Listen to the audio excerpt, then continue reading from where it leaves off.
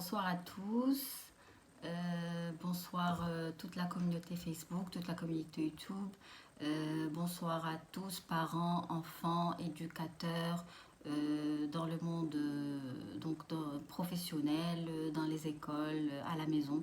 Donc bonsoir à tous. Comme convenu, nous sommes donc à notre rendez-vous d'aujourd'hui et on va parler d'un sujet qui tient tous les parents à cœur. Depuis qu'on devient parent, on commence à se poser beaucoup de questions. On commence à affronter beaucoup de situations. Comme si le fait de devenir parent est quelque chose d'inhabituel et quelque chose de mystérieux. Et il faut vraiment une potion magique pour pouvoir être parent. Donc aujourd'hui, le terme d'aujourd'hui, c'est la parentalité positive. La parentalité positive, pourquoi j'ai choisi ce sujet? Parce que à la demande de beaucoup de parents, qui ont du mal à gérer la relation entre leurs enfants, qui ont du mal à créer une bonne ambiance à la maison. Ils ont l'impression, en fait, on parle de la majoritairement des parents bien sûr, ils ont l'impression que le fait de devenir parent, c'est une punition pour eux et c'est une punition aussi pour les enfants et qu'on devient plus malheureux quand on devient parent. Donc c'est ce qu'on va essayer de savoir aujourd'hui. Est-ce que effectivement le fait d'être parent c'est difficile? Existe-t-il un parent parfait? C'est quoi un parent parfait? C'est quoi un enfant parfait? Devrions-nous avoir des enfants parfaits? Donc il y a beaucoup de questions dont on va parler aujourd'hui. Et bien sûr, à la fin, c'est quoi les principes de la parentalité positive? C'est quoi aussi un parent toxique? Un parent toxique, c'est un parent qui crée beaucoup de problèmes à son enfant et dont l'enfant souffre. L'enfant est malheureux. Et bien sûr, on va voir que la cause de tout ça, c'est un mot qui nous dérange tous et qui malheureusement fait partie de notre vie quotidienne, c'est le stress. Donc on va voir que le stress va surgir dans tous les domaines de la parentalité. De la parentalité, si on veut dire, traditionnelle. Et quand il y a beaucoup de stress dans une éducation traditionnelle, on a du mal à avancer, on a du mal à créer une bonne relation avec nos enfants, on a du mal à s'épanouir tous ensemble en famille. Voilà. Comme on a dit, avant de parler de la parentalité positive, on va essayer d'expliquer c'est quoi un parent positif, puisqu'on parle de parentalité positive, et c'est quoi un parent parfait. Donc, est-ce un parent parfait, est-ce un parent qui rêverait d'avoir des enfants qui mangent 5 fruits et légumes par jour? Est-ce un parent qui demanderait à ce que ses enfants soient parfaits, c'est-à-dire qu'ils soient obéissants? Tout ce qu'on leur demande, ils l'exécutent à la lettre sans créer de problème. Est-ce que c'est ça un parent parfait qui rêverait d'avoir des enfants comme ça? Est-ce que c'est un parent qui rêverait d'avoir des enfants qui feront leur nuit à 3 ans, qui partiront, qui feront leur toilette tout seuls, qui se changeront tout seuls, qui feront leurs devoirs tout seuls, qui partiront au lit sans créer de problème, qui feront des nuits complètes à l'âge de 3 ans, qui seront propres? Je parle de la propreté, c'est-à-dire, en d'autres termes, enlever la couche avant l'âge de 3 ans. Est-ce vraiment ça, être un parent parfait? C'est ce qu'on demande vraiment à nos enfants d'être pour qu'on soit un parent parfait et un enfant parfait? Donc ça, c'est un certain nombre de questions qu'on se pose tous. Et pour savoir, est-ce qu'on est vraiment un parent parfait ou pas? Est-ce que ce sont des enfants qui nous aident dans les tâches ménagères? Est-ce que ce sont des enfants qui rangent leur chambre, qui mettent le linge sale qui mettent leur linge sale dans la poubelle de linge sale? Est-ce que ce sont des enfants parfaits? Est-ce que ce sont des enfants qui font leurs devoirs tout seuls? Est-ce que ce sont des enfants qui ont de bonnes notes à l'école? Est-ce que donc on parle de, de, de, d'un enfant fabuleux et d'un parent fabuleux. Mais existe-t-il réellement un enfant fabuleux et un parent fabuleux? Est-ce que ça doit être vraiment le cas? Donc ça, c'est un nombre de questions, comme j'ai dit, que tous les parents se posent. Et si on n'est pas comme ça, est-ce qu'on doit culpabiliser ou pas? Donc voilà. Et comment, en fait, devrions-nous être pour être des parents positifs, des parents efficaces et des parents bienveillants? Est-ce en ayant un enfant bienveillant et un enfant efficace et un enfant parfait? Donc je vous pose la question et je vous laisse répondre tranquillement. Euh, En fait, quand nos enfants ne respectent pas tout ça, ça ne veut pas dire que nous sommes de mauvais parents. Donc je suis en train de répondre non. Des enfants qui sont parfaits, des enfants qui obéissent, des enfants qui font tout pour ne pas déranger leurs parents et pour ne pas mettre en colère leurs parents, ce ne sont pas des enfants parfaits. Au contraire, ce sont des enfants dont les besoins ne sont pas satisfaits. Et ça, c'est un terme très très important dans la conférence d'aujourd'hui. C'est que un parent positif, un parent bienveillant, c'est un parent qui respecte les besoins de ses enfants. Et un enfant qui obéit à ses parents, soyez sûr que c'est pas un enfant qui respecte ses besoins, dont on respecte les besoins. C'est pas un enfant qui est épanoui, c'est pas un enfant qui va être bienveillant, qui va être bien et qui va être épanoui dans sa vie de tous les jours. Donc ça, c'était une petite introduction. Et malheureusement, la réalité d'aujourd'hui nous impose que chaque parent a peur du regard des autres parents. Qu'on le veuille ou non, qu'on le nie ou non, c'est la réalité. Et malheureusement, c'est une réalité qui choque. On a tous peur du regard des autres. On voudrait tous que nos enfants soient parfaits, que nos enfants soient disciplinés pour faire plaisir à la société. En d'autres termes, pour qu'on soit des parents applaudis, pour que tout le monde nous dise bravo, tu es un bon parent. Est-ce vraiment c'est ce qu'on veut avec nos enfants? Je vous repose encore la question. Malheureusement, c'est la réalité parce que la plupart des parents qui sont malheureux avec les enfants et la plupart des enfants dont les parents sont toxiques, ce sont des parents qui aiment être applaudis, ce sont des parents qui font tout pour sauver la face, si on veut dire ça comme ça. Mais écoutent-ils vraiment les besoins de leurs enfants? Est-ce que leurs enfants sont épanouis et sont heureux et ne souffrent pas? Posez-vous la question aussi. Aujourd'hui, je vais essayer de faire comme une petite réflexion. Je vais vous donner des éléments de réflexion et on va essayer de réfléchir ensemble à un certain nombre de choses. Donc, comme je vous ai dit, la réalité est choquante et est différente. Parce qu'un enfant, quand on pense comme ça, on ne pense pas à l'intérêt de l'enfant. On ne pense pas à un enfant qui est par exemple, quand un enfant il crie dans un supermarché, quand un enfant il fait une crise, il commence à se lancer par terre, il commence à faire des cris, des pleurs. Est-ce que vraiment on veut arrêter l'enfant pour lui apprendre des choses, ou on veut arrêter l'enfant pour que les autres ne nous regardent pas, pour que les autres ne se disent pas qu'on est des parents, qu'on est des mauvais parents? Donc vous voyez ce que je veux dire. En fait, la réflexion qu'il faut vraiment se poser aujourd'hui en tant que parent, c'est est-ce qu'on fait les choses avec nos enfants pour leur propre intérêt ou bien uniquement pour notre propre intérêt? Et quand on dit notre propre intérêt, ça veut dire qu'on veut être des parents qui ont le pouvoir. Et le pouvoir, ça veut dire que soit on nous obéit, soit il n'y a rien. C'est-à-dire qu'il y a un gagnant et il y a un perdant. C'est-à-dire que dans notre tête, on a un schéma, le parent est le meilleur. Le parent, il sait tout, le parent, il a toujours raison, et l'enfant n'a pas toujours raison. Donc c'est ça la réalité qui est choquante. Est-ce que vous êtes d'accord avec ça? Est-ce que vous êtes prêt à changer cette réalité? Et est-ce que vraiment vous cherchez l'intérêt de vos enfants dans votre éducation avec eux? Donc voilà, c'est ça les questions qu'on aimerait se poser tous. On va commencer depuis le début. Donc, on va voir une maman qui a un bébé. Et donc, elle cherche à satisfaire le besoin d'un bébé. Donc, bien sûr, un bébé, au début, il est tout le temps en train de pleurer. Donc, la maman, elle est tout le temps à son service. Donc, bien sûr, elle essaye de satisfaire ses besoins. Mais est-ce que c'est ce qu'elle veut réellement? Pourquoi? Parce que c'est une tâche qui se répète tout le temps.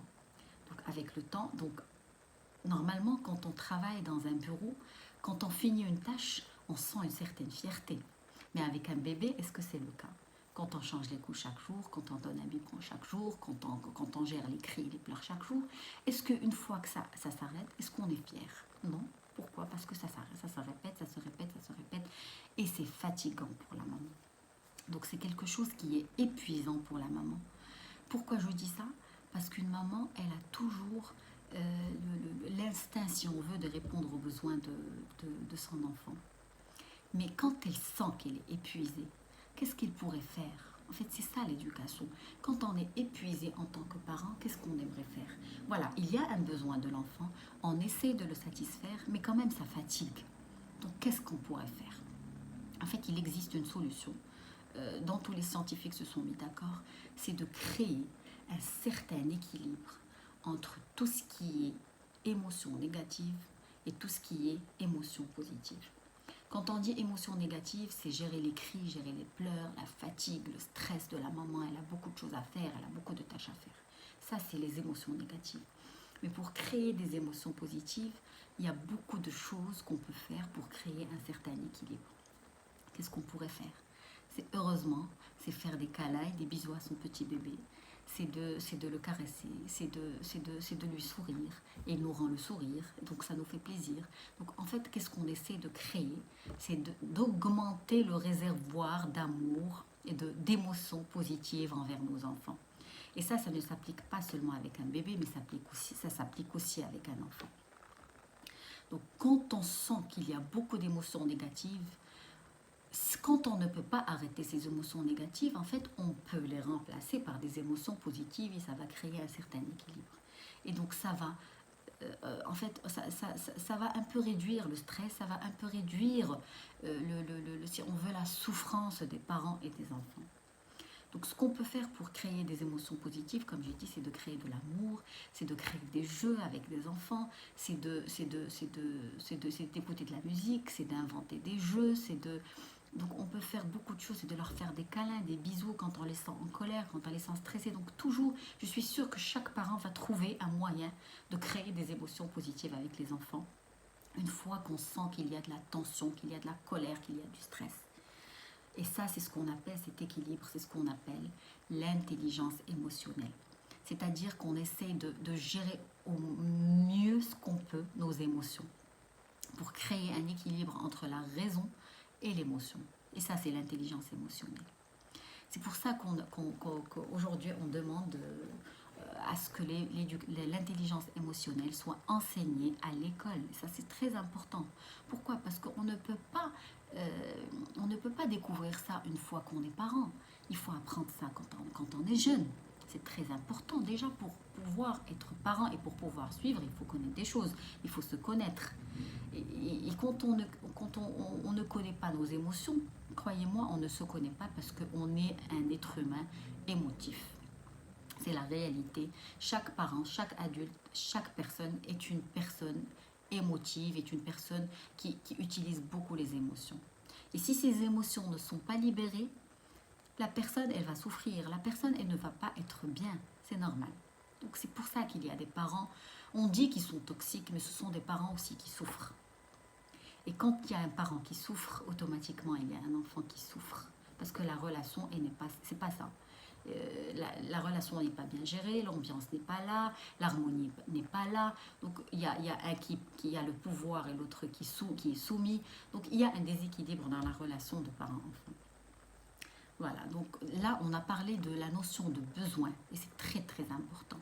Quand on veut créer une bonne relation entre parents et enfants, en d'autres termes, quand on veut, si on veut construire un parent bienveillant ou avoir un parent bienveillant, c'est un parent qui respecte et ses besoins, c'est-à-dire et son intérêt, et l'intérêt de ses enfants et les besoins de ses enfants. Il faut écouter les besoins de nos enfants, il faut savoir ce qu'ils veulent, il faut essayer de les pousser à coopérer avec nous. Coopérer, c'est très important ce mot.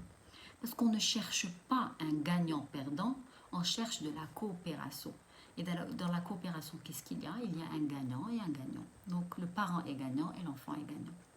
Et c'est ça la bonne relation, c'est ça l'harmonie qu'on peut créer dans la famille. Et ça crée de la joie, ça crée de l'amour, ça crée...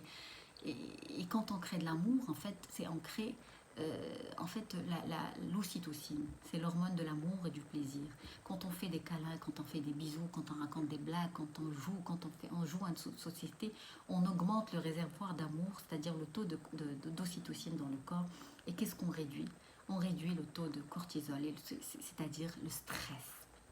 Il faut créer un équilibre entre ces deux, entre les émotions positives, c'est-à-dire augmenter le réservoir d'amour, et les émotions négatives, c'est-à-dire réduire le taux de stress. Et le stress, on sait tous que c'est naturel. Il n'y a pas une personne dans cette vie qui ne stresse pas. Les animaux stressent. Les animaux tombent en dépression. Tout le monde stresse dans cette vie. Donc, essayons au moins d'utiliser ce stress positivement, de le gérer d'une façon constructive, en sorte à ce qu'il nous aide un peu c'est-à-dire à créer un certain équilibre entre, comme j'ai dit, l'amour et le taux de stress. C'est cet équilibre qui nous rend plus heureux, c'est cet équilibre qui nous rend des parents bienveillants et des parents positifs. Donc voilà, c'est un tout, en fait, c'est un équilibre entre le positif et le négatif. Ça n'existe pas le positif tout seul et ça n'existe pas le négatif tout seul. Et donc, comme j'ai dit, un bon parent n'a pas besoin qu'on l'applaudisse. Un bon parent, il a besoin juste de créer un schéma, un modèle pour sa propre famille. Il n'existe pas un modèle à suivre. Je ne suis pas là pour vous donner un modèle à suivre pour être un bon parent, mais je vous demande juste de respecter le modèle de votre propre famille en respectant vos propres besoins, les besoins des parents et les besoins des enfants. Donc en fait, c'est ça le tout de cette conférence d'aujourd'hui, c'est ça le mot-clé, c'est de créer son propre modèle qui va réussir, un modèle qui réussit. Et c'est pas parce que c'est un modèle qui réussit pour moi qu'il va réussir pour notre famille. Et aussi le mot-clé, c'est les besoins de chacun. Respecter les besoins et les intérêts de chacun pour créer une relation gagnant-gagnant à la fin. On va voir comment on va faire tout ça. Il y a des petits éléments qu'on peut respecter pour y parvenir. Donc tout à l'heure, on a parlé de stress. Et on va reparler de stress parce que c'est très très important et c'est majoritairement la cause de tous les problèmes. C'est quoi le stress? J'ai déjà posté une vidéo qui ne parle que de ça. Donc vous allez la trouver dans ma page Facebook ou dans ma page YouTube. Dans YouTube. Donc, vous allez trouver ça. On ne parle que de stress. C'est quoi ses effets? Qu'est-ce qu'il fait dans notre corps? En fait, qu'est-ce qu'il crée? C'est de la chimie qui se crée dans le corps. Comment ça se passe? Comment on peut le gérer? Donc il y a plus de détails, mais aujourd'hui on va parler juste du stress dans la relation de parents. En tant que parent, c'est quoi le stress et comment on peut le gérer. Donc, on va donner en fait un petit exemple d'un parent dont l'enfant, comme on a dit au supermarché, il est en train de crier, il s'est mis en colère, il n'est pas bien. Donc, pour une raison ou pour une autre, il s'est mis en colère et le parent ne peut plus gérer. Donc, qu'est-ce qui se passe? C'est une situation de stress et pour l'enfant et pour le parent. Et croyez-moi, l'enfant, quand il fait ça, c'est pas parce qu'il est en colère. C'est parce qu'il est stressé. C'est une situation de stress parce que son taux de cortisol a augmenté, parce qu'il y a quelque chose, un dérèglement qui s'est passé dans son cerveau et qui a créé chez lui une situation de stress. C'est un malaise qu'il a à l'intérieur et qu'il essaye de comprendre, qu'il n'a pas compris et qu'il a mis dans une situation de déséquilibre corporel. Donc c'est ça le stress. Pour ça qu'il commence à crier, à bouger de partout. Donc, supposons que le parent est devant cette situation de stress pour les parents et pour l'enfant. Normalement, un parent, qu'est-ce qu'il peut faire? Je vous donne un petit moment pour réfléchir. En tant que parent, qu'est-ce que vous pouvez faire? En fait, vous avez deux solutions. Soit vous allez, comme toute situation de stress, soit vous allez lutter, soit vous allez fuir. Et quand on dit lutter, quand vous avez un ours qui vient vers vous, un chien, soit vous fuyez, soit vous luttez, soit vous prenez un bâton et vous le frappez, soit vous fuyez, c'est-à-dire vous courez, il faut sauver votre vie. Et ça, c'est une situation de stress. C'est la même chose pour le parent. Soit il lutte, comment il lutte? C'est-à-dire, il va violenter l'enfant, il va le secouer, il va le violenter, il va l'insulter pour qu'il arrête. Soit il va fuir la situation, c'est-à-dire qu'il va prendre l'enfant, il ne va pas lui parler, il va le prendre, il va le ramener dans la voiture, il ne va même pas faire ses courses et l'enfant va arrêter de pleurer. Au moins, le parent n'est plus en situation de stress parce que tout le monde dans le supermarché nous regarde. Dans les deux cas, on a lutté en violentant l'enfant et on a fui en arrêtant l'enfant sans le violenter. Mais c'est quoi le résultat final dans les deux cas? Est-ce que l'enfant a appris quelque chose dans les deux cas? Est-ce que nous, on a arrêté de stresser dans les deux cas? Lutter ou fuir? Vous voyez ce que je veux dire? Dans les deux cas, il n'y a pas eu de situation d'apprentissage, ni pour l'enfant, ni pour le parent. Et ça, c'est une situation de stress, malheureusement, qui finit mal et dont tous les parents adhèrent. Généralement, soit on lutte, soit on fuit, ça dépend de notre état interne. Ça dépend si on est un peu content ou un peu trop stressé ou peu stressé. Donc ça dépend. S'il y a beaucoup de gens dans le supermarché, si on est tout seul. Donc la situation de stress, elle change et on peut soit lutter, soit fuir. Mais dans les deux cas, comme j'ai dit, le problème n'est pas résolu. L'enfant n'a pas été écouté. Les besoins de l'enfant n'ont pas été satisfaits. Il y a eu juste arrêt de la situation dans laquelle l'enfant a été, donc nous a mis. Vous voyez ce que je veux dire? On veut arrêter les cris, on veut arrêter les pleurs. Sur le tas, on veut arrêter. Mais est-ce qu'il y a eu un apprentissage? Non. Est-ce que l'enfant a compris ce qu'il doit faire normalement? Non. Donc, est-ce que l'enfant est moins stressé? Non. Est-ce qu'il a pu libérer ses émotions négatives, son malaise? Non. Peut-être que l'enfant dans la voiture, il va plus crier, il va plus galérer, donc la maman, elle va commencer à le frapper et ça peut dégénérer facilement. Vous voyez ce que je veux dire? Donc ça, c'est une situation de stress qui crée beaucoup de problèmes et qui malheureusement rend la relation parent-enfant assez désagréable. Le parent, à la fin, il souffre, il est malheureux, on se sent pas bien quand on crie sur notre enfant. On n'est pas bien. C'est nous aussi, on n'est pas bien. C'est pas seulement que lui qui n'est pas bien. Et lui non plus, il n'est pas bien. Vous voyez ce que je veux dire? Donc la situation n'est pas résolue. Alors, pourquoi je dis tout ça? Donc, le stress, on doit le gérer ou bien on doit le subir. Donc, qu'est-ce qu'on décide? La meilleure chose à faire, c'est le gérer. Donc, pour le gérer, qu'est-ce qu'on doit faire? En fait, avant de parler de ça, on va parler du cerveau d'un adulte. Est-ce que le cerveau d'un adulte est le même chez tout le monde? Eh bien non, malheureusement, parce que pourquoi? Parce que un parent, il a été un enfant. Et croyez-moi, chaque parent, il suit le schéma familial de ce qui a été appliqué sur lui en tant qu'enfant. En étant parent, on applique à la lettre le schéma familial qui nous a été imposé, qui nous a été inculqué. Si notre parent réagissait mal face à nos pleurs, nous, en tant que parents, on va réagir à notre tour mal aux pleurs de nos enfants. Vous voyez ce que je veux dire? Donc, le cerveau des parents n'est pas le même. Si on a été éduqué d'une façon ou d'une autre, on va dupliquer cette éducation sur nos enfants. Donc, c'est l'éducation de nos parents qui nous a été, comme j'ai dit, donnée. On va l'appliquer à la lettre à nos enfants. Donc, pourquoi je dis tout ça?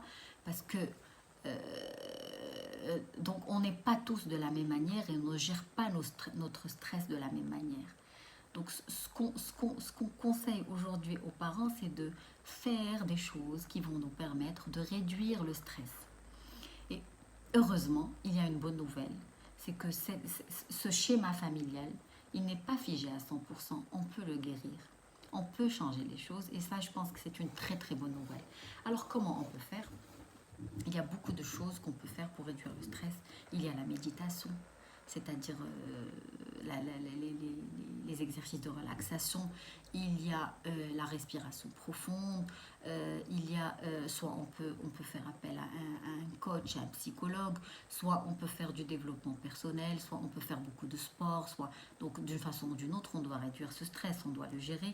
Et c'est une bonne nouvelle, c'est possible de gérer ce stress qui nous crée beaucoup de problèmes avec nos enfants. Donc, en fait, c'est un circuit naturel, comme j'ai dit, qui est schématisé à la base et qu'on applique, nous, sur nos enfants. Donc, il s'active automatiquement quand on voit des pleurs et des cris parce qu'on a déjà vécu ça avec nos parents en tant qu'enfant. Donc, c'est notre enfant intérieur en fait qui parle. Et comme j'ai dit, heureusement que ça se guérit, heureusement que ça existe, qu'il existe des solutions. C'est une thérapie, c'est faire du sport, c'est se connaître soi-même, c'est faire du développement personnel, c'est faire de la méditation, c'est faire de la respiration. Donc, il y a beaucoup de choses qu'on peut faire pour se calmer, pour réduire cette situation de stress et pour changer notre schéma émotionnel qui nous a été inculqué quand on était enfant. Et ça, il faut le faire normalement avant de devenir un parent. Donc si on fait de la méditation, si on se connaît mieux, si on a guéri notre enfant intérieur, si on a réduit le stress, si on a changé le schéma familial qui nous a été donné puisqu'il ne nous plaît pas, donc on fait tout ça, mais s'il vous plaît, avant de devenir un parent, bon, nous on est déjà parents, la plupart des parents qui nous regardent aujourd'hui sont déjà des parents, mais essayons de changer un peu ce schéma qui est naturel vers un schéma qui est constructif, vers un schéma qui est positif pour devenir des parents positif. Il n'est jamais trop tard pour bien faire. Et ça, c'est une très bonne nouvelle. C'est pas parce qu'aujourd'hui, on n'est pas bien avec nos enfants qu'on ne peut jamais le devenir. Au contraire, on peut construire la relation. On peut reconstruire la relation. On peut améliorer la relation avec nos enfants. Et ça se construit dans le temps. Et c'est pas le résultat final qui compte. En fait, c'est l'effort qu'on fait, nous, en tant que parents et en tant qu'enfants, qui joue un rôle. Donc, c'est dans la continuité qu'on essaie de changer les choses. Petit à petit, on essaie de changer les choses. Donc voilà. Comme j'ai dit, c'est une bonne nouvelle, on peut guérir, mais comment guérir? Donc on a dit, il y a la thérapie, il y a aussi la bonne nutrition. C'est très important. Je ne sais pas si tout le monde le sait, mais notre estomac, c'est notre deuxième cerveau. On a le cerveau et on a le deuxième cerveau qui est notre estomac. Et notre estomac, il joue un grand rôle dans notre état chimique, dans notre état physique, dans notre état mental. Donc si on est bien nourri, croyez-moi, on va être bien. On peut réduire beaucoup, on peut améliorer beaucoup de choses dans notre vie. Et malheureusement, on ne le sait pas. Ou bien on ne veut pas le savoir. La nutrition est très essentielle pour l'état mental de la personne. Et surtout pour le parent. Comme j'ai dit, il y a des femmes ou des parents ou des mamans ou des papas qui font des régimes sévères pour une raison ou pour une autre. Et malheureusement, ça crée des dépressions. Ils ne le savent pas. Parce que quand on fait un régime sévère, on se prive de beaucoup de nutriments dans le corps, on se prive de beaucoup de vitamines, de beaucoup de choses qui sont essentielles pour notre état mental. Et on ne sait pas, on tombe en dépression, mais on ne sait pas pourquoi. Il y a une maman, il y a des mamans qui sont colériques, qui deviennent colériques d'un seul coup. Pourquoi? Parce qu'il y a son système immunitaire qui est défaillant. Elle a des carences dans des vitamines, elle a des carences en oméga 3, elle a des carences... Donc ça, il faut aussi prendre conscience de notre nutrition et d'essayer de l'améliorer parce que ça joue énormément dans notre état mental, notre état physique et notre état psychique. Ça, c'est la nutrition en général. Alors, on va parler de l'oméga 3. En fait, la graisse. Pourquoi j'ai parlé exactement de la graisse? Parce que la plupart des gens croient qu'on doit réduire on doit arrêter de manger de la graisse parce que c'est pas bien, parce que ça fait grossir, parce que. Mais au contraire, il existe de la bonne graisse et c'est essentiel pour le bon fonctionnement du cerveau. Et on trouve cette bonne graisse dans tout ce qui est oméga 3. L'oméga 3, je vous ai ramené quelques aliments où il y a beaucoup d'oméga 3, donc je cite quelques-uns. Il y a des poissons, le saumon, les sardines, le thon, il y a l'huile de soja, les noix, les moules, les huîtres, l'avocat, le beurre, les choux-fleurs, le lait entier, les noisettes, la laitue, les œufs, les épinards, les pistaches, les amandes. Donc tout ça, c'est des aliments qui sont riches en oméga 3. Et on ne se rend pas compte, quand on ne les mange pas, il y a une carence en oméga 3. Et donc il y a une carence en ocytocine, en hormones de plaisir, en hormones de joie. Donc on se prive de ça et on ne se rend même pas compte. Faites attention à votre alimentation et à l'alimentation de vos enfants, s'il vous plaît. Le soir, quand on voit qu'un enfant est excité parce qu'il a mangé beaucoup de sucre, c'est normal. Quand un enfant mange des glaces, des chocolats, des bonbons, et le soir on dit mais pourquoi il est excité? Le sucre, il excite les enfants. S'il vous plaît, réduisez le taux de sucre, réduisez la quantité de sucre pour vos enfants, évitez-leur des boissons gazeuses. Donc, essayez d'équilibrer la nutrition de vos enfants et ça va les rendre moins stressés et ça va les rendre plus heureux. Et pour vous et pour vos enfants. Le mouvement aussi, comment on peut guérir grâce au mouvement. Et le mouvement, c'est le sport, c'est l'action. Bougez, bougez, bougez, faites bouger vos enfants. Faites bouger vos enfants. Quand vous êtes en colère avec vos enfants, quand vous sentez qu'il y a de la tension, bougez, jouez à la course, jouez à cache-cache, jouez à des jeux où il y a du mouvement, sautez, dansez, mettez des trampolines à la maison, je ne sais pas, mettez des échelles, surtout pour les petits-enfants, ils ont besoin de bouger pour se sentir bien. Même s'ils n'ont pas envie de les faire, obligez-les à le faire. Obligez-les à le faire et faites-le vous-même. Quand vous n'êtes pas bien, bougez, bougez. Ne pensez pas, n'y croyez pas, faites-le. S'il vous plaît, bougez, ça va vous faire du bien. Faites du sport, ça va vous faire du bien. Marchez, faites des choses où il y a beaucoup de mouvement et beaucoup d'action. Et en plus, il a été prouvé que les enfants qui bougent en classe, malheureusement, je m'adresse, s'il y a des maîtresses qui nous regardent aujourd'hui, s'il vous plaît, des enfants qui bougent en classe, c'est pas des enfants turbulents, c'est des enfants qui ont besoin de bouger. Ils ont besoin de bouger pour bien réfléchir. Nos enfants ont besoin de bouger pour bien réfléchir, pour bien travailler. Quand un enfant fait des devoirs à côté d'un parent, quand l'enfant commence à bouger avec sa chaise, je pense que la plupart des enfants vont se reconnaître. On leur demande d'arrêter parce que c'est un manque de respect pour le parent. Mais cet enfant a besoin de bouger pour faire ses devoirs et pour bien réfléchir. C'est très très important. L'enfant, quand il bouge, il y a des enfants qui ont plus le besoin de bouger plus que d'autres. Il y a des enfants de moins en moins. Quand vous sentez qu'un enfant il a besoin de bouger, laissez-le bouger.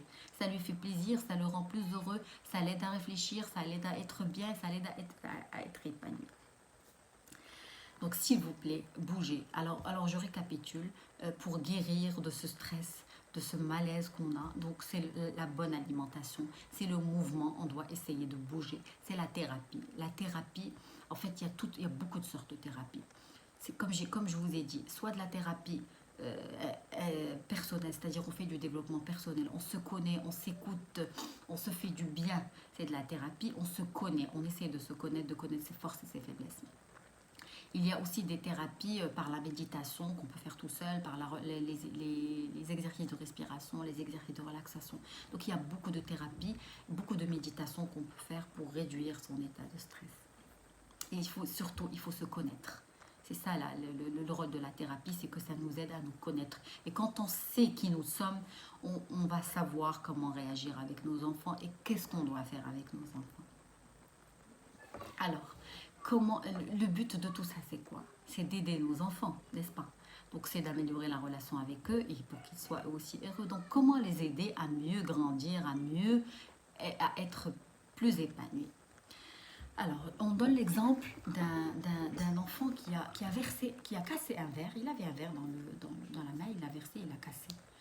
Normalement, cet enfant, on parle de l'enfant, on ne parle pas du parent, de la réaction du parent. Cet enfant, à votre avis, comment il se sent quand il a versé le verre? Est-ce qu'il l'a fait exprès? Est-ce qu'il est content à votre avis? Est-ce qu'il se moque du parent? Est-ce que c'est un enfant méchant? Non. Un enfant qui a versé un verre, c'est parce qu'il est un enfant.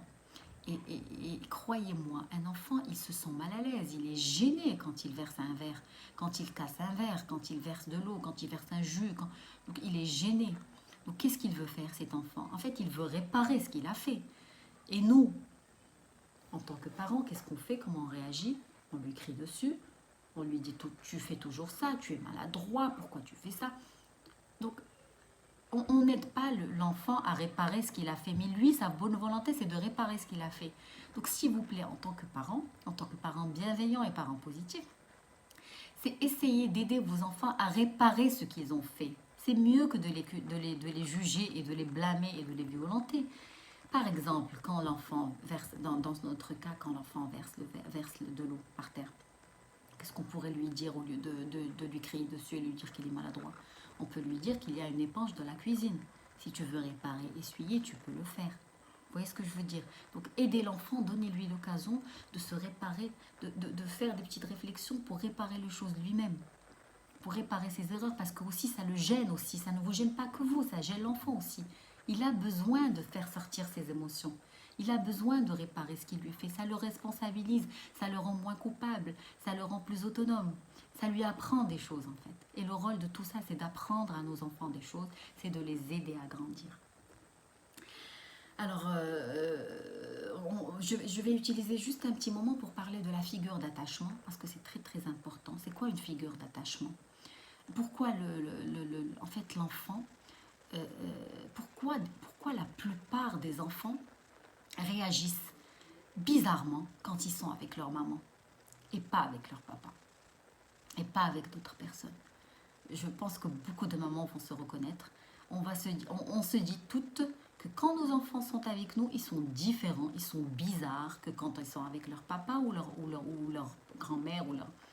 Parce qu'on est, écoutez bien mesdames, on est leur figure d'attachement. Et une figure d'attachement pour les enfants, c'est quelque chose d'essentiel. Ils en ont besoin. On est leur sécurité, mesdames. Les mamans sont la sécurité pour leurs enfants. Heureusement, on était toujours là pour eux. Et comment ça se construit cette figure d'attachement en fait? Parce que ça existe des parents qui représentent cette figure d'attachement. Mais je parle de la plupart des cas, c'est les mamans. Pourquoi? Parce que les mamans allaitent, les mamans s'occupent du bébé, les mamans donnent à manger, les mamans quand il pleure la nuit, elles se réveillent, les mamans donnent le sourire, les mamans répondent à son sourire.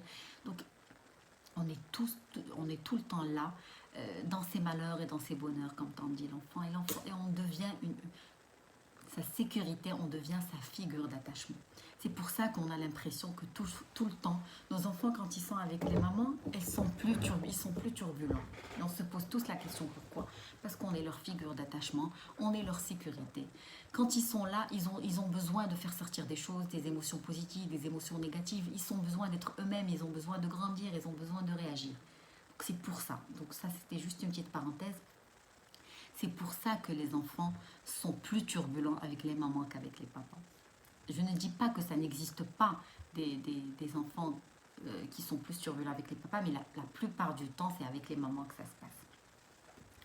Alors, donc dans ce cas, le rôle du parent, c'est quoi? Comme on a dit, c'est de responsabiliser, c'est d'aider l'enfant à réparer ce qu'il a fait, à réparer ses erreurs, à réduire la gêne, à réduire le malaise qu'il a, et à le pousser à ne pas le pousser à culpabiliser. L'enfant n'a pas besoin de culpabiliser. Il a besoin de grandir, il a besoin d'apprendre, il a besoin de réparer des choses. Et c'est comme ça qu'il grandit. L'enfant aussi a besoin qu'on lui donne du pouvoir. Et quand on donne l'occasion à un enfant de réparer ce qu'il a fait, on lui donne du pouvoir. Vous, quand vous travaillez avec votre employeur, avec votre directeur, quand il vous donne une tâche à faire et vous la faites, ça vous donne du pouvoir. C'est la même chose pour l'enfant. Quand il sent qu'il a réparé quelque chose qu'il a fait, qu'il a réalisé quelque chose de bien, ça lui donne du pouvoir, ça lui donne de l'assurance, ça lui donne de la confiance en lui et ça l'aide à mieux grandir. Voilà. Donc la règle d'or, comme j'ai dit, c'est de créer un équilibre en tout ce qui est attachement avec comme on a dit, la figure d'attachement qui est avec la maman et la bienveillance et la fermeté. Donc une maman doit ne pas être trop gentille, ne pas être trop ferme, elle doit être bienveillante et comme on a dit au tout début, être bienveillant, c'est respecter les besoins de nos enfants et nos besoins. On ne peut pas respecter les besoins de nos enfants parce qu'on va être mal à l'aise nous aussi. On essaie de garder un équilibre entre tout ce qui est attachement, c'est-à-dire l'amour à la maman et le respect des besoins mutuels de chacun. Et quand un enfant fait quelque chose, fait une bêtise, comme on dit, parce que ça n'existe pas des bêtises, c'est des apprentissages. Quand un enfant casse un verre, ça ne sert à rien de lui dire c'est pas grave. C'est pas grave, mon chéri. Tu l'as pas fait exprès, c'est pas grave. Il n'a rien appris quand vous lui dites c'est pas grave.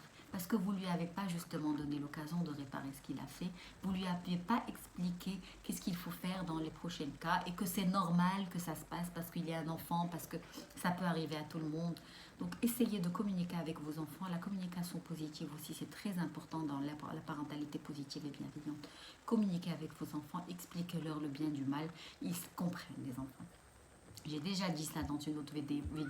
La communication est une clé d'or pour la parentalité positive et la parentalité bienveillante. Alors, ne pas négliger le rôle du papa. pense que les papas vont le dire merci ce soir. Le rôle du papa est très important dans l'éducation des enfants, dans l'application de la parentalité positive. Et quand on néglige le rôle du papa, il n'est pas une figure d'attachement dans la plupart du temps, mais son rôle est complémentaire, il est essentiel dans l'éducation de nos enfants. Donc, faisons un peu de parentalité positive aussi pour les papas. On doit leur expliquer comment ça se passe, qu'est-ce qu'il faut faire avec nos enfants. Donc, ça doit se faire en famille. C'est pas que la maman qui joue un rôle dans la famille, c'est aussi le papa qui joue un rôle dans la famille et dans l'épanouissement des enfants, et dans la bienveillance des enfants, et dans le bien-être de toute la famille. Donc chacun a un rôle, certes, mais c'est cet équilibre dans toute la famille qui crée de l'harmonie, de la bonne ambiance. Alors, la disjonction. Il peut arriver qu'il y ait des situations de colère, vraiment de colère. Donc, comme j'ai dit, comment on peut faire de colère, c'est-à-dire qu'on ne peut plus se maîtriser. Alors, qu'est-ce qu'on peut faire? Ne pas violenter l'enfant, bien sûr. On s'éloigne, on essaye de se calmer nous-mêmes, de réduire cette situation de stress en soufflant, en regardant de la nature, en sortant, en marchant, en écoutant de la musique, en faisant de la méditation. Donc calmer les choses sur le tas et après on peut réagir. Ça, c'est dans les situations où il y a beaucoup de tension, on ne peut plus se maîtriser. Donc respirer, sauter, aider l'enfant quand il est stressé. Dites-lui de sauter, de frapper avec les pieds. C'est pas mal de frapper avec les pieds, ça l'aide à se calmer. Et même les parents, c'est pas mal de frapper. C'est pas un fou qui frappe avec les pieds, mais ça l'aide à déstresser, ça l'aide à réduire cette situation de colère et cette situation de stress. Voilà. Et un enfant, il a besoin, en fait, ce stress, il n'y a pas que le côté négatif dans le stress, il y a aussi le côté constructif, c'est-à-dire qu'un enfant, quand il vous voit, vous, dans une situation de stress, et que vous gérez bien cette situation de stress, ça l'aide à gérer sa situation de stress, et ça l'aide dans sa vie en tant qu'adulte. Donc le stress, il est positif aussi, il faut juste bien le gérer. Qu'est-ce qu'on peut utiliser aussi pour aider l'enfant à grandir? C'est le questionnement et l'écoute active. Moi, j'utilise beaucoup ça. En fait, de plus en plus, j'utilise avec mes enfants du questionnement. Quand mon enfant vient chez moi, mon fils ou mon petit ou mon grand-fils viennent chez moi et me demandent « Maman, j'ai un problème », donc qu'est-ce que je fais? Par exemple, « Maman, aujourd'hui, j'ai eu 5, je dis n'importe quoi, j'ai eu 5 en français. Qu'est-ce que je lui dis? Qu'est-ce que tu en penses? Qu'est-ce qui s'est passé ?» Donc je ne le juge pas sur le tas, je ne lui dis pas oh là là, pourquoi tu as eu 5, tu es un mauvais élève. Donc utilisez le questionnement, posez des questions le plus souvent possible et aidez l'enfant à réfléchir à ce qu'il a fait lui-même. Et c'est grâce à ça qu'il va trouver des solutions. L'écoute active, écoutez vos enfants sans les juger, comme j'ai dit. Écoutez-les, posez-leur des questions. Par exemple, un enfant, quand il vous dit, ou quand il est en situation de détresse, juste écoutez-le. Avec des mots de liaison, comme on dit. Ah, ok, d'accord. Et laissez-le continuer à parler. Ça s'appelle de l'écoute active. Sans juger, sans parler, sans blâmer, sans conseiller. Les enfants n'ont pas besoin qu'on les conseille. Ils ont besoin qu'on les aide à réfléchir pour trouver des solutions. Utilisez le jeu. Le jeu, c'est très important pour guérir les enfants qui sont en souffrance et en détresse.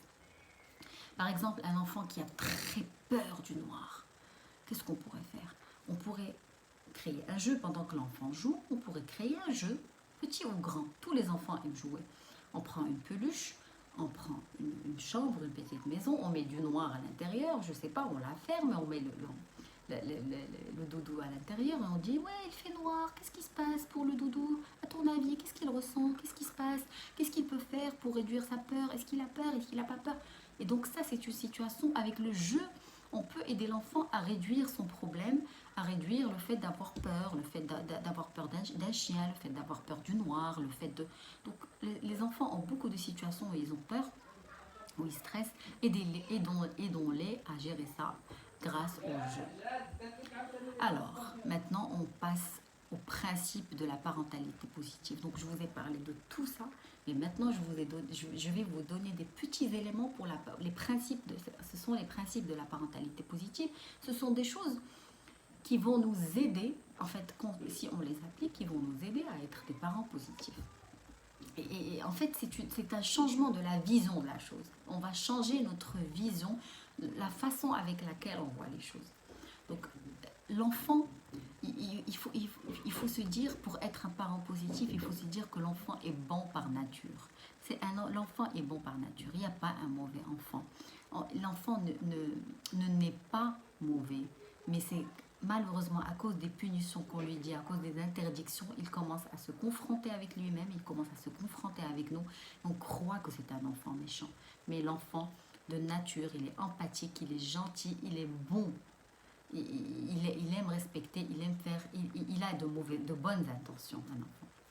Donc ayez cette vision de la chose et changez, changez vos idées par rapport à ça. Un enfant, il est toujours bon, il naît bon.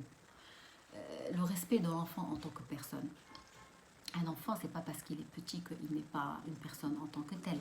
C'est pas parce qu'il est petit qu'il comprend rien. C'est pas parce qu'il est petit qu'il doit toujours être soumis. Vous considérez cet enfant comme un petit adulte. Je l'ai déjà dit dans une vidéo.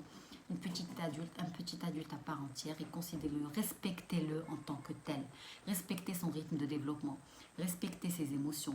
Respectez ses besoins. Respectez sa personnalité. Donc respectez-le. C'est pas parce qu'on est parent qu'on sait tout. C'est pas parce qu'on est parent qu'on ne se trompe pas. Un enfant est une personne qui peut réfléchir en tant que tel. Respectez ça, c'est chez l'enfant si vous voulez être un parent positif et un parent bienveillant. Le respect du développement de l'enfant. Respectez le rythme de l'enfant. Respectez selon l'âge. On ne peut pas demander à un enfant de 2 ans d'être propre.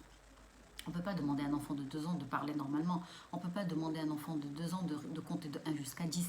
Donc respectez le rythme de développement de l'enfant. Ça, c'est très important pour créer une ambiance de parentalité positive. Alors, qu'est-ce qu'il y a d'autre? L'art de trouver des solutions gagnant-gagnant. J'ai déjà parlé de ça. Donc, essayez pardon.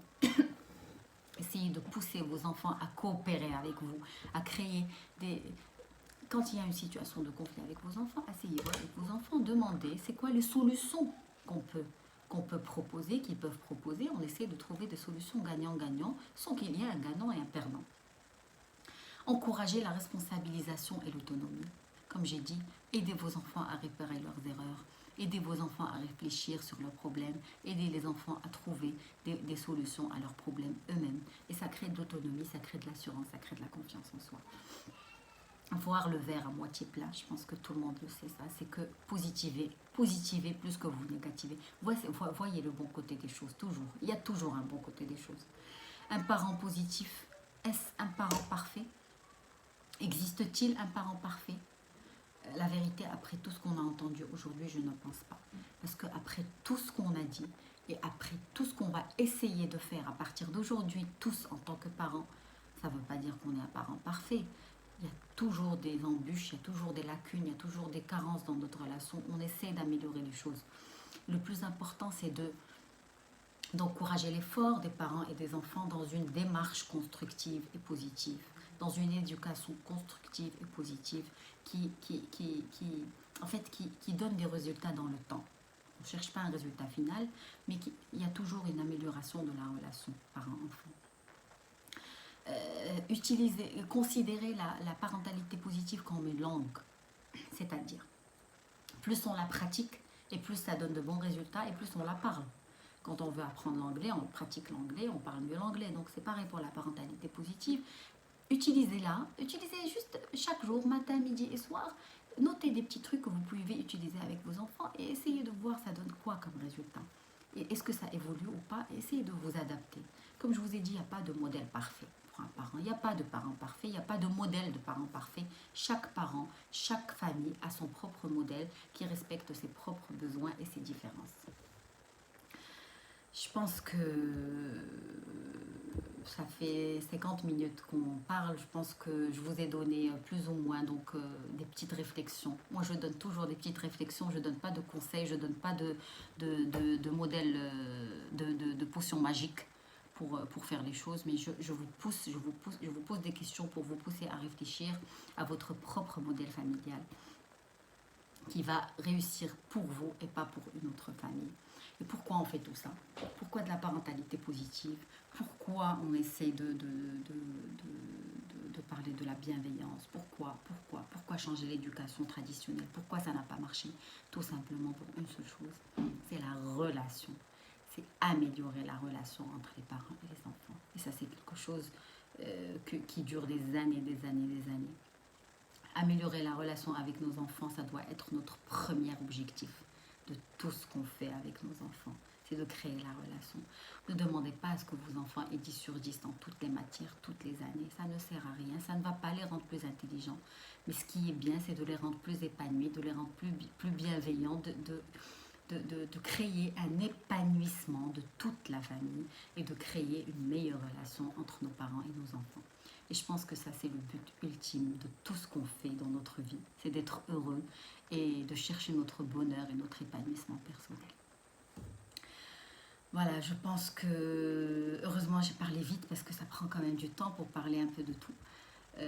J'espère que j'ai été la source de petites réflexions que vous allez vous poser dès ce soir avec vos enfants. Est-ce que vous voulez arrêter de souffrir avec vos enfants? Oui. Est-ce que vous voulez les aider à grandir, à souffrir? Vous allez les aider à grandir et à moins souffrir? Oui. Donc essayez de revoir cette vidéo, essayez d'appliquer au moins une ou deux choses dans le temps et essayez de voir est-ce que ça donne des résultats positifs. Essayez d'adapter votre éducation, essayez de créer votre propre modèle. Voilà, je pense que j'ai fait le tour un peu. Je vous remercie de votre écoute, je vous remercie de votre attention. Et si vous avez des questions par rapport à ça, n'hésitez pas à m'écrire en commentaire, de m'envoyer des messages sur ma page Facebook. Donc tous les commentaires, toutes les remarques seront les bienvenues, constructives. Et voilà, donc je vous souhaite une parentalité positive et bienveillante et bonne soirée à tous. Merci.